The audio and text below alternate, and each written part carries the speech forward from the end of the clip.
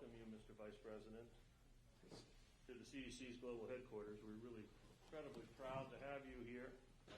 I wanted to start off by just expressing my own personal gratitude to the more than 7,800 men and women at CDC who have been working tirelessly to support this response over the last 11 months now, as well as the other thousands of men and women at CDC that have stayed focused on the other critical public health efforts that this agency leads every day. And it's been my great privilege to have the opportunity to lead them. As you know, the magnitude of CDC's work is unprecedented. As we talked, we've made over 2,700 deployments to over 230 cities. We've published over 4,100 documents. We've helped distribute over $12.3 billion of funding to our states, tribal, local, territory areas. And you know, one of the reasons we're here to talk today, this agency's worked tirelessly to do its part of Operation Warp Speed for COVID-19 vaccine distribution and, most importantly, administration so that we accomplish vaccination. I'm proud to say that early this week, as you know, I approved the recommendations of CDC's Advisory Committee on Immunization Practices to recommend vaccination to both healthcare personnel and residents of long-term facilities in the initial phase of the COVID-19 vaccination program. I also look forward to future recommendations that, based on vaccine availability, will demonstrate that we as a nation also prioritize the elderly, people older than 70 who reside in multi-generational households. Often our Hispanic, Black, tribal nation families, their care for their elderly is given in these multi-generational households, and they are at significant risk. The framework that, in addition to the ACIP guidance, I think as more vaccines available will ensure equitable distribution of the vaccine for those at most at risk for hospitalization and fatalities. CDC, as you witnessed yesterday in Tennessee, continues to work with all 64 jurisdictions to move from our planning process for readiness for vaccine distribution, which we anticipate will begin in the next several weeks. I'm optimistic that the FDA will get authorized vaccines within the next several weeks and distribution will begin. Once the vaccines are authorized, it will be a really critical new tool to bring to the pandemic, but I do also say, and this agency stands strongly behind the efforts of mitigation, of wearing a mask, watching our social distancing, washing our hands, and being smart about crowds. Finally, Mr. President, I personally want to thank you for your leadership as the head of the White House Coronavirus Task Force. Your leadership really has brought, as you've said before, not just an all-of-government response, but an all-of-a-nation response to this pandemic, and it's been remarkable. It's been a personal honor for me to have you here at CDC, and I would like to turn the floor over to you, sir. Well, thank you very much, Dr. Redfield and Dr. Walke and Dr. Messner and then all the members of the CDC team. It's my honor to be here with you. First and foremost, on behalf of President Donald Trump and all the members of the White House Coronavirus Task Force, just to say thank you. Thank you to the men and women of CDC who have literally poured their lives over the last 10 months into saving lives across America. I served as governor of Indiana and had reason to work with CDC in an incident in the state of Indiana, but the work that we have done together over the last 10 months has left me deeply inspired, not just as your vice president, but as an American. With the men and women that serve on this campus, on CDC campuses across America, and literally the CDC personnel that are embedded all across this country giving counsel to state policymakers and governors as we've found our way through this extraordinary coronavirus pandemic and its impact. So I want to say thank you to each and every one of you. I'm also very honored to be here with three leaders who have been stalwart partners in our national response. Senator David Perdue, Senator Kelly Loeffler, I want to thank you, whether it be the CARES Act, whether it be helping us to secure billions of dollars to reinvent testing, provide PPE, the establishment of the air bridge, or just your consistent, steady support to put the lives of the people of Georgia first. I want to thank you. And I thank you for being here for this update. I'm also very grateful to Congressman Doug Collins and all the members of the House of Representatives who've, again, stood with us, put the health of the American people first. And it's an honor to have you join us for this update from the people here at CDC. We're in a challenging time in the course of this pandemic, and all of us have a role to play. Wash our hands, social distance, wear a mask when it's indicated. But we're also in a season of hope. This time of year is always filled with hope through faith traditions and in the hearts of the American people, especially our children. But to be as we are, maybe, Bob, just a week and a half away from what will be the likely approval of the first coronavirus vaccine for the American people is inspiring the people of this country. And we would not be here but for the tireless efforts of everyone involved in our national response, and especially for all the men and women of the CDC. So I look forward to an update. Thank you for those strong recommendations from the ACIP that you and the CDC have endorsed. We're going to put a priority on our seniors and staff in our long-term health care facilities. And we're also going to be a priority on healthcare workers so that we continue not only to put their health first, but also make sure that we have the staff in our hospitals and our clinics to render care to Americans that continue to be impacted by this pandemic.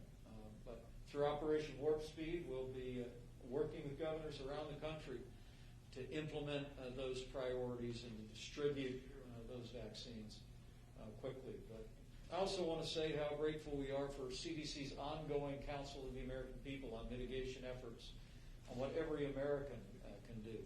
And even the recent adjustment in the amount of quarantine time, taking it from the expectation of 10 to 14 days to 7 days, I know was a great encouragement to Americans.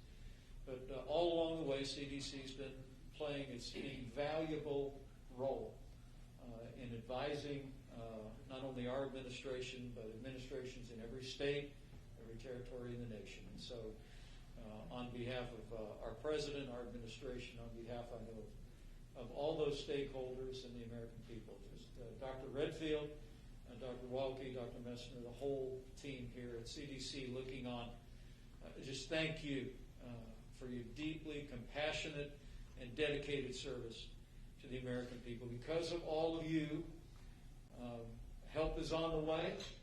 We can see the light at the end of the tunnel. And I'm more confident than ever that the day will come and come soon when we put this coronavirus in the past and return our nation to the freedom and the health and the lifestyle that we've all enjoyed across this country. So, Dr. Redfield, thank you very much for your kind words, and I'll turn the program back over to you. Thank you very much, Mr. Vice President. I think now, Senator Perdue, you're going to make some comments. Well, thank you, Dr. Redfield. I appreciate you and your leadership here at the CDC hosting this roundtable and update on where we are. Your leadership across your 5 big platforms around the country and all around the world has meant so much to the administration and all of us out here in the real world relative to this pandemic. So thank you for everything the CDC has done. We are so proud to have you headquartered here in Atlanta and in Georgia. But I want to call out the Vice President and the President as well for their contribution here. Mr. Vice President, I want to thank you for your leadership in this entire effort. I remember in days one when the conversations in the White House were talking about how do you limit travelers coming back to the U.S., how do you get U.S. citizens back into the U.S. We've progressed and learned a lot about this virus since then, but I really want to call out Operation Warp Speed. This is remarkable what you guys did, breaking through the red tape, the regulations that were necessary, going to a sequential development, a parallel development rather than sequential, and just knocked years off the development of this potential vaccine. We're so excited about the potential for an approval here in the next few weeks, but it's on the back of development of treatment regimens of Regeneron and Remdesivir and so forth that that you guys have really broken through the log jams and the bureaucracy to make this happen. So thank you as well, Mr. Vice President. Thank you, Senator. I'll turn it back. Thank you. Thank you. Senator Laughlin? Thank you, Director Redfield, and thank you for hosting us here for this important day. Mr. Vice President, thank you so much for your leadership of the Coronavirus Task Force. You and the President have shown America what's possible here. You've given us hope. We saw in the jobs report today that America can and will get back on its feet, as y'all promised you would help bring us back. You've done that through the work of these great agencies, but also through the private sector, and that partnership's been so important. The President recognized that. He's a business person. He understood how to engage the private sector, but also HHS, Department of Defense, BARDA, and I was so pleased to be able to support that work through the CARES Act, $3 trillion of relief going to hardworking Americans, our hospitals, our schools, and my heart goes out to all Americans who are impacted by this, those lives lost, those that are ill, those small businesses that were shut down, and I know that you and the President will keep fighting for Americans to come back from this stronger than ever. So thank you, Director Redfield. Thank you. Thank you all. And thank you, Mr. Vice President, and both of the senators. I now would like to really introduce Jay Butler, who's our Deputy Director of Infectious Disease. Jay also served as one of our incident managers of the COVID response prior to Henry. I've asked Jay to give approximately, Jay, I think we've got about 18, 20 minutes before we have to wrap up by 1. So to try to sort of lead our discussion about our vaccine preparation and distribution efforts, Jay. Great. Well, thank you, Dr. Redfield, and let me also extend my welcome and appreciation, Mr. Vice President, Senator Loeffler, Senator Perdue, and Congressman Collins. It's really an honor to be able to host you here. When we look at where we're at in the pandemic response, Mr. Vice President, you used the word hope. I remember about 9 months ago, we were talking about we hope we have a vaccine very soon, and now we're really on the verge of having a vaccine that will be administered to Americans. You're here at CDC. I want to acknowledge the partnership between CDC and Operation Warp Speed, but also our state, local, and tribal partners who are really on the front line of administering these vaccines. And I also want to point out that this is bigger than an all-of-government response. It's an all-of-America response. It's going to take all of us at various levels of government, also industry partners, healthcare providers and facilities, as well as community and faith-based organizations and leaders. So not to scare anybody, but there is a PowerPoint that might help to frame the conversation, but I want to stress that I'd like this to be conversational. So feel free to jump in if you have questions along the way. So the second slide describes the overarching objectives of the vaccination program, including to ensure that we have a safe and effective vaccine that will prevent the disease and death caused by COVID-19, and also minimize the disruption to society, help restore the economy, and to be able to protect our healthcare capacity, which is really groaning under the stress of the pandemic at this time. But also to be able to assure equity in the vaccine allocation and distribution. The pandemic has really shown a bright light on some of the inequities in health, and we want to do everything we can to be able to resolve those. The third slide shows some of the components of the vaccine implementation, but it includes, just as you were discussing. And Dr. Butler, you made that point, and when I was in Tennessee yesterday, at the Hospital Association, there are many heroes in the midst of this pandemic the last 10 months, no more so than our doctors and nurses and people staffing our hospitals and emergency rooms. And it would be altogether fitting for the vaccine to go to them. But your point, well made again, is that as we focus on the vulnerable people in nursing homes and long-term care facilities and people that work there, the recommendation, CDC's recommendation to states about making sure that as we see cases rising, hospitalizations rising, that we make sure that the staff are protected or vaccinated and continue to give that level of care. Thank you. Yes, you definitely want to protect those that protect us, and also recognizing our healthcare workforce is predominantly female, and some of the communities that are heavily impacted by the pandemic are actually overrepresented among healthcare providers. So I think that is going to, the prioritization of healthcare providers will be important for protecting not just the healthcare infrastructure, but also addressing some of these issues that you just raised. Very good. So the components of vaccine implementation include this process of identifying who is going to be vaccinated first, because we will have more people than will have vaccine initially, allocating it out to the states and some of the local jurisdictions to be able to make sure that it's getting to where it can be administered, distributing it, the logistics of getting it from the factory to where it can be administered, and actually also making sure that it gets into ARBs and being able to track the safety. And because it's going to be 2-dose regimens, at least for the initial vaccines, making sure those second doses are administered. And throughout all of that, making sure that we're communicating what we know about the vaccine as transparently as possible, and reassuring people that we're telling them what we know when we know it.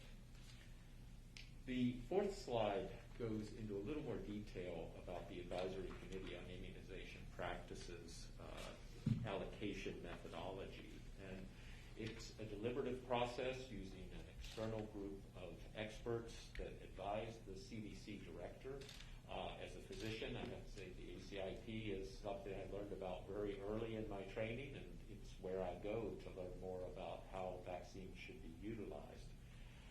So the question of which group should be recommended to receive the vaccine first, there were 4 ethical principles that were applied to maximize benefits and minimize harms, to be able to promote justice and fairness in vaccine distribution, to mitigate those health inequities, and also to promote transparency. Incorporating what we know about the science of the vaccines, what do we know about the logistics of implementing a vaccine, particularly these ultra-cold chain vaccines, and the ethics of making sure that it's a fair process. The ACIP has met twice over the past 2 weeks in public meetings, and the fourth slide, they're actually not numbered, but I think it's the fourth slide, that outlines some of the recommendations that came out of those deliberations. And some of the data they looked at included the fact that there's been nearly 250,000 COVID-19 cases among healthcare providers, and then unfortunately over 850 deaths. Also looking at the data that we have on long-term care facilities and modeling those epidemiological data, we know that vaccinating staff can actually be a very powerful way to be able to save lives. And then also the exposure that occurs in healthcare facilities not only can put the healthcare providers at risk of disease, but also because of the issues around quarantine and isolation, take them out of the workforce at a time when we desperately need them.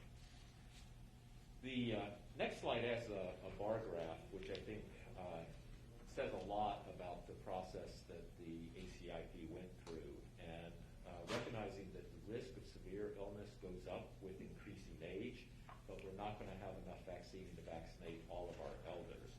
But what this shows is the proportion of COVID-associated hospitalizations that come from long-term care facilities. And among people aged 75 and older, more than half come from long-term care facilities. So that gives us an opportunity to really identify where we're going to get the biggest bang for our buck with those initial doses of vaccine. So the next slide actually describes those phase 1 allocation groups, including healthcare personnel, which we estimate there are about 21 million in the United States that fit the broad definition of healthcare provider, and roughly 3 million residents of long-term care facilities. There's issues that we are continuing to consider. As they say, the devil is in the details, and this includes things like sub-prioritization, which may be required if the supplies are even more limited than we think right now.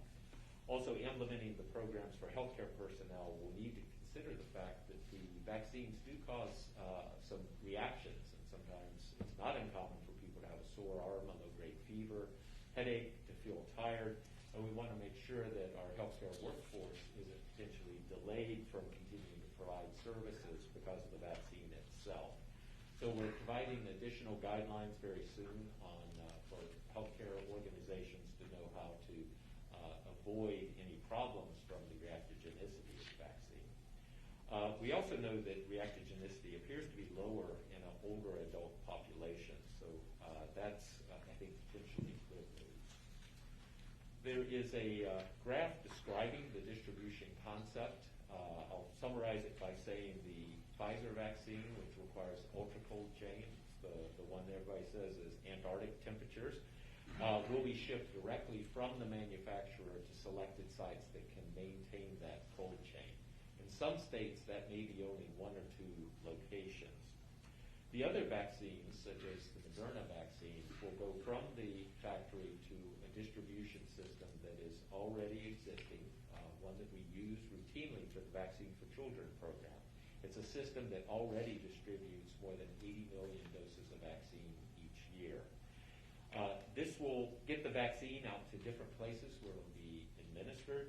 And I should also add that it's not just vaccine that's showing up, but also the ancillary kits, in other words, needles, syringes, alcohol swabs, these kind of details that are so important to be able to get vaccine, not just out of the factory out into the states, but also making sure it's getting into arms where it's going to make a difference. And Dr. Butler, on Operation Warp Speed, I think it's an encouragement to the American people to know that while the scale of the distribution of this vaccine is historic,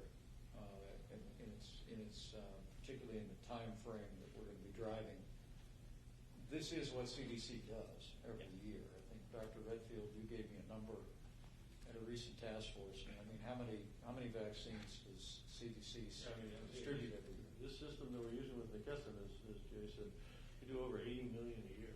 So I think every American would be comforted to know that CDC already has been in the business of working with the private sector to distribute 80 million vaccines every year. And so while our objective is to make the vaccine available for every American that would want it, and we believe we'll be in a position by the spring or early summer to have sufficient vaccination for that, the confidence that I've heard from people is we're building on a foundation that CDC is quite well versed in, and that our private sector partners are very experienced in. Is that a fair comment? That's a fair statement. And I also just want to call out the foresight of Dr. Messinet and her staff in the pre-pandemic planning to build into the contracts with McKesson Corporation that does the distributing to be able to have the surge capacity in the event of a pandemic so that we can go much higher than 80 million doses if that's what we need to distribute. Yeah, I think Mr.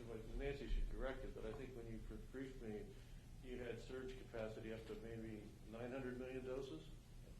Is that the original contract? Well, and Dr. Messinet, it's great to see you again. It's been a little while, but continue to follow your work and contributions here.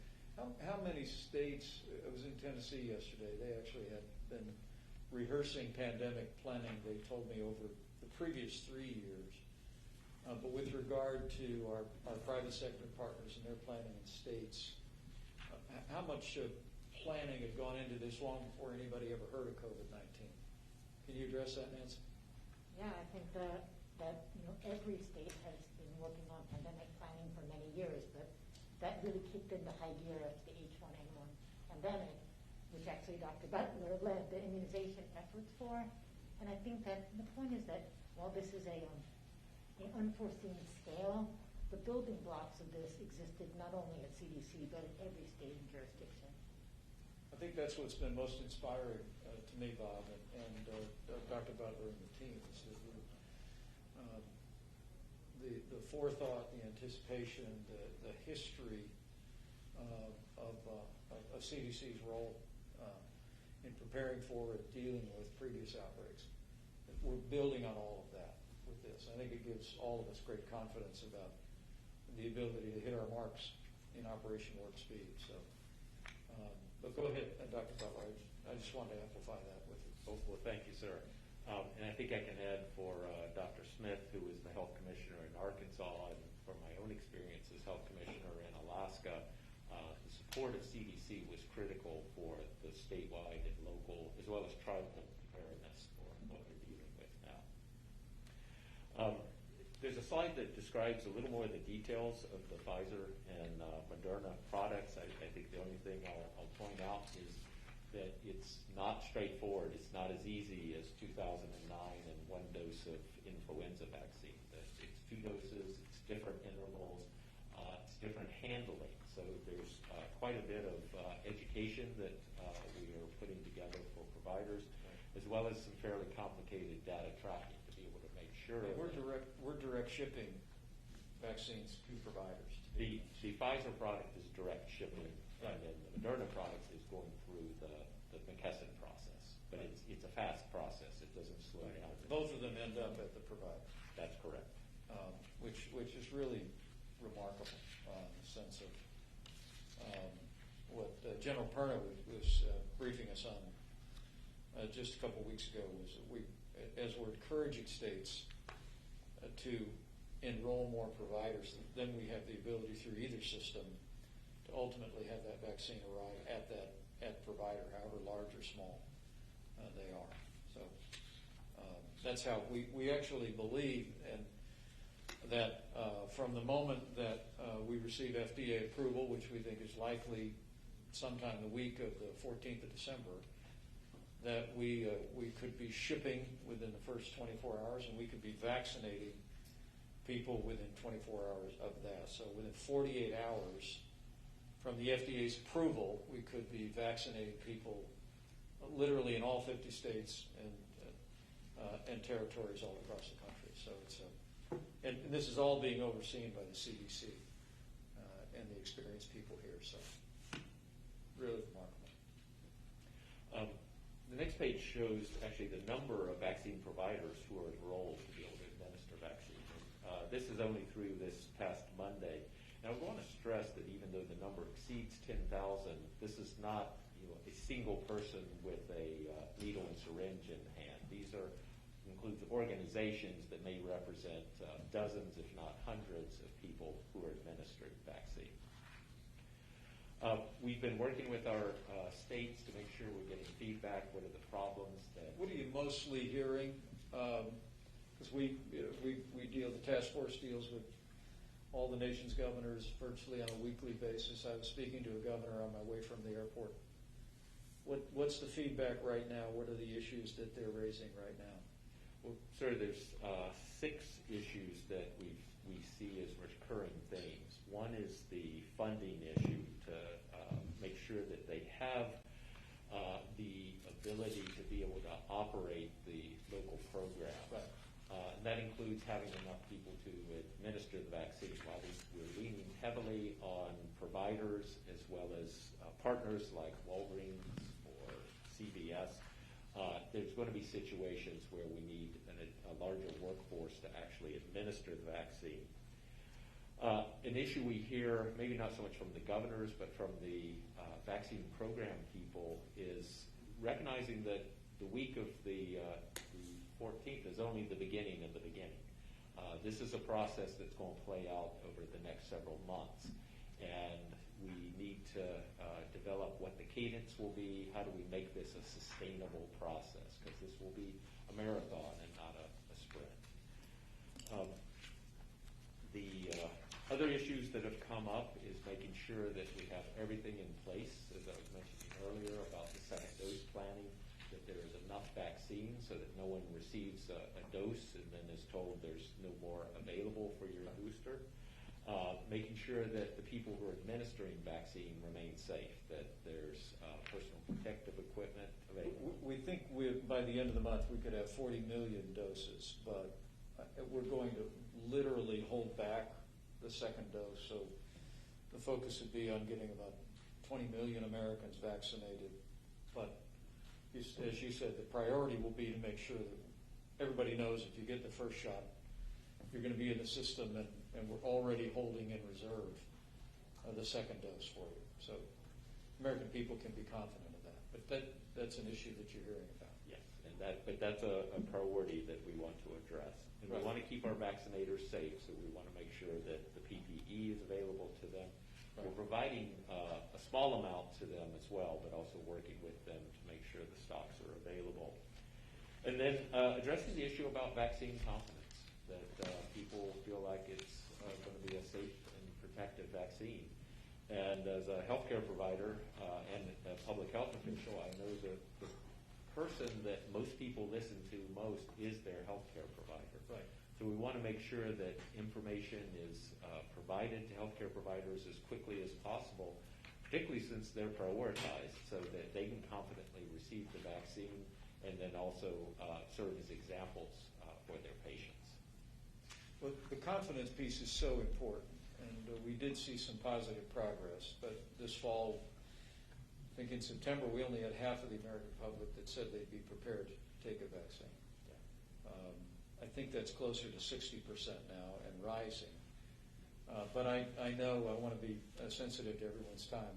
I know you're initiating a project to build confidence in the vaccine, and I think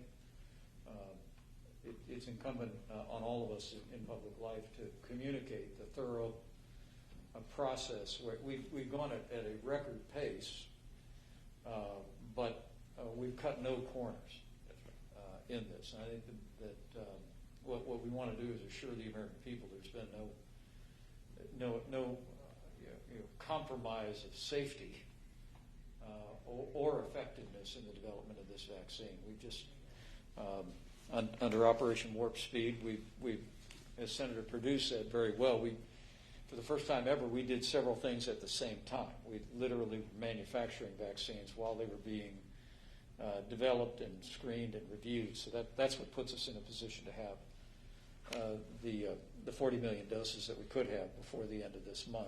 But I just want to urge you all on in that. I know that Dr. Redfield and I have spoken about it. You said there's no more trusted voices than your local healthcare provider. I think CDC's voice in continuing to reassure the American public about the safety of this vaccine would be extremely important. So I want to encourage you in that. Nancy could probably make a quick comment that, clearly has been working prior to COVID to build our confidence in vaccination with influenza, which obviously then laid the groundwork for this. And in addition, people may not be aware, but the CDC, in partnership with the FDA, really has an extensive vaccine adverse reporting system that we operate on all vaccines. And I think that's also part of the importance of building confidence, that we have this transparent adverse reporting system. Nancy, I don't know if you want to make a comment or two about it. Dr. Cohen, it's actually her thing. program. Amanda? Sure. So the Vaccinate with Confidence program, it's really a national strategy to support increasing confidence. You can step forward, Doctor, if you like, so we see it. The National Vaccine Confidence Program is being initiated by CDC and all of our federal partners to reinforce trust in the American public, which means we need to not only monitor safety as much as possible and as robustly as all of our systems will give us all of that data, but we also have to communicate that to the public on a regular basis. The most important thing we can also do is empower healthcare providers. As Dr. Butler said, healthcare providers, if they take the vaccine and they show everyone that they have taken the vaccine and that it's been and they support and recommend vaccination, they will infuse confidence in the American public. I always say we have 20 million healthcare providers. If each one of them instills confidence in 10 people, we will get there. And finally, engaging communities is the last part of our strategy, which is really important to reach communities that have health disparities, that may not trust the government in the same way that other groups do. And we really have to address them using local partnerships, addressing them with listening to people's questions and concerns about the vaccine. I think several people have said, I don't want people to tell me what to do, I want people to talk to me about what to do. And so we're really going to use, as Dr. Butler said, an all of America approach We need not only government and healthcare providers, but also local community trusted sources to help us increase confidence. That's great. And it's Dr. Cohn, isn't it? Yes. And so all of that information will be public to the American people. That adverse effects, people could report in if they have an adverse effect of the vaccine. And so people would be able to track virtually in real time how people are responding to the vaccine. I think that would be a great comfort country. And I really want to commend you for that. Great job. Excellent job. Well, Dr. Butler, I might just jump in here because I wanted to hear a little bit from Dr. Walke, just a big picture for I know the senators and the congressmen are in the process of looking at possibly additional resources. I'd love to give Dr. Walke a chance to say where we are nationally. In the Emergency Operations Center, we just got a briefing that we're seeing cases coming down across the heartland, but we're starting to see upward trends in the South and in other major metropolitan areas in the Northeast. So I'd love to get your sense of that. But let me just say, Dr. Butler, I want to thank you for your years of dedicated service, but especially this year and the difference that you've made and will continue to make here. We're all grateful. We're all grateful to you personally and look forward to continuing to work to the day that we put the coronavirus in the past. So thank you very much. Dr. Walke, you want to give us all a quick thumbnail of where we stand today and how you might best advise the task force or these policymakers that are here. Yeah, thank you so much for the opportunity, Mr. Vice President. As you saw in the EOC, yes, there are some positive signs in the overall. In some of the jurisdictions, for example, in the Midwest and the Plains, we're starting to see the cases come down. Certainly in some of the larger population centers in the West and the Northeast, we're still seeing the cases go up. So that's the cases. Hospitalizations hospitalizations follow cases, increasing cases by about a week or 2 weeks. So the hospitalizations are still rising, and it's a real problem. Healthcare providers are overstretched, beds are full, and so we need to try to prevent hospital strain. And the way to do that really is for Americans to lean in and use a mask, wash their hands, maintain their distance, avoid crowded indoor, unventilated spaces, and get tested. We just released, for example, our domestic travel guidance that emphasizes before you travel and after you travel, consider getting tested before you get on a plane, especially for an international flight. And then when you return, make sure that you're staying home for a period of time, up to 7 days, so you make sure you're not infecting other people. We did just reduce the quarantine. We still say 14 days is probably the safest for quarantine, but we give an option for 10 days without a test and 7 days now with a test, recognizing that health departments are overwhelmed with the number of case investigations and the contact tracing. So I think at this moment... So if someone is a close contact that they know about or that they just may suspect that they were exposed, if they get a test at the end of 7 days, they actually give that to me in layman's terms. Thank you. They can actually get tested at 5 days, for example. So you could get tested at 5 days after a close contact with a confirmed case. You're tested at 5 days, and that could either be with a rapid antigen test, where you can get the result back in 15 minutes, or with a molecular test, like a PCR test, which your result will come back in the next day or two. If that test is negative, then you can be released from quarantine after 7 days. Mm-hmm. So 7 days of quarantine with a test, 10 days without a test. So I think as our hospitalization beds are filling up, the deaths are still rising. Obviously, and the cases in some areas are rising as well. What we can do now is try to prevent infections. And again, as we move into the holiday season, I would encourage the American public to consider staying at home. It's a very tough advice, but we're concerned about the rise in cases and the impact on our hospital systems. So whatever we can do at the personal level, at the community level, to prevent infections, we should do that. We just released an MMWR today that goes over 10 different strategies to, at this moment in the pandemic, where there's a rise in transmission, all the things that communities and individuals can do to try to prevent from increasing this transmission. And that's available at the CDC's website. It's being released today, Very good. just this afternoon. So please take a look at it. But I appreciate the opportunity to speak to Can I just ask one question? Maybe Dr. Redfield might take this, or Dr. Walker.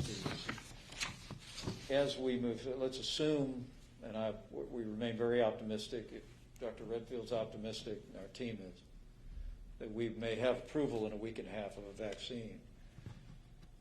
If we are successful in vaccinating 20 million Americans, particularly some of the most vulnerable in long-term care facilities, our healthcare workers. What impact is that on the course of the pandemic, and when do you, excuse me, when would you expect to see an impact on the pandemic as we roll the vaccine out? And I'll start, but I'll please then refer. And I mean in terms of its overall impact on the country. Well, just in terms of the long-term care residents, about 40% of all deaths are linked to long-term care residents.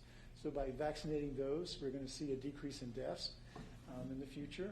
And as vaccine becomes more and more available, then eventually we're going to see a decrease in cases and approach this level of herd immunity. But in terms of when the timing, as you know, we have about 40 million doses probably by the end of the year. We'll have more that will come on board.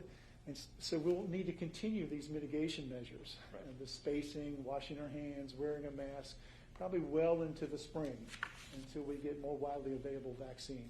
But Dr. Butler, did you want to say anything else to that? Or? Yeah, Dr. Walker, I'll just add that we're on an excellent course right now with 2 vaccines that are looking very promising, and there's a number of unknowns, and I want to acknowledge those in terms of whether or not the production will be able to continue without interruption. And we also depend heavily on some of the other products that are currently in trials, and we don't yet have the data on those. So it'll be a matter of being able to provide protective immunity to as many Americans as possible, and being able to assess how that is driving the pandemic downward, and ultimately that will then lead to additional recommendations about whether or not we can change our current guidelines on masks, social distancing, and hand hygiene. Understood. And I would just add that one of the big thrusts that I think we're really confronting right now with a variety of strategies is to do all we can to keep our health system from being overwhelmed. And I think that is the critical thing for December and January. And all of these things will contribute. Obviously, getting the nursing home residents vaccinated in December, when they make up such a significant point of hospitalizations, we'll start to see that impact in late January. Getting our healthcare workers to make sure that they don't have to isolate and quarantine, we won't see that contribution. So I think that's the added. And Mr. Vice President, I just want to thank you. I know you have a busy schedule. I want to thank you for taking the time. I want to just reiterate the honor it's been to work with you on the task force and your leadership in that. I want to thank you for coming here to acknowledge the incredible men and women at CDC that work 24/7, and they will continue to guide our nation's response to the pandemic after we're gone, and I have great confidence in them. And we will soon see, as you know, the beginning of really what is, in my view, nearly miraculous, that we're going to begin to see the distribution of a safe and efficacious vaccine. As you said the other day in Tennessee, we can now say in the near days ahead. We don't no longer have to say months, or it's in the days ahead. So I want to thank you for the time. I know it's meant a lot to the men and women at CDC, and I think you can get a sense that there's a great group of individuals behind the scenes driving this national response at CDC, and this team is, well prepared to help guide the distribution and administration of this vaccine.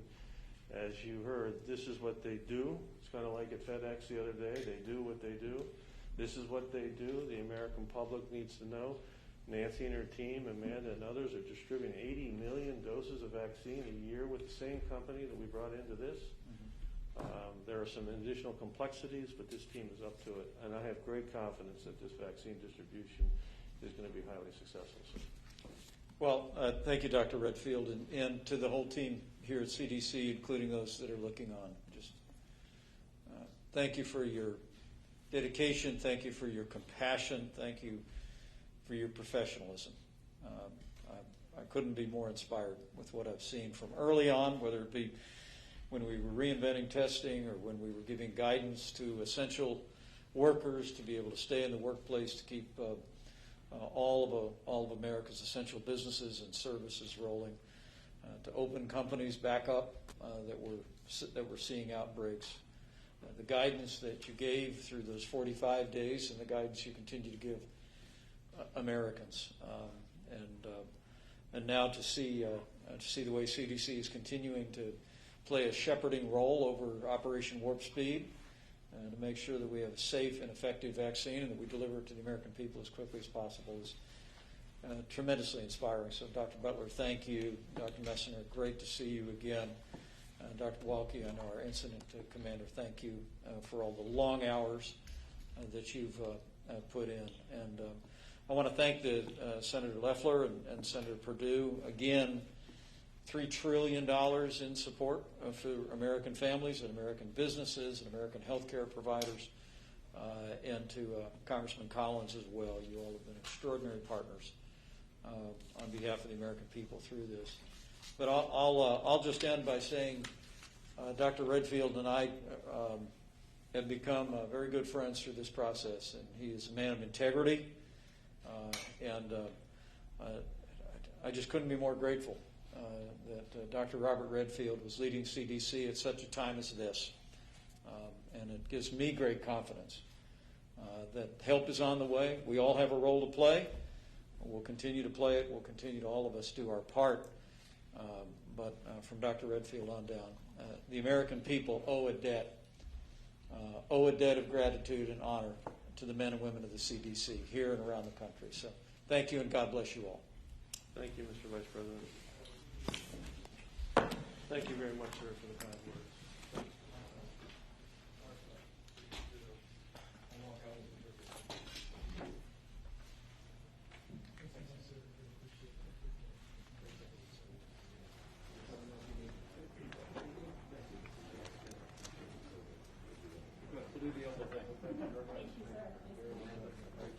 Great job.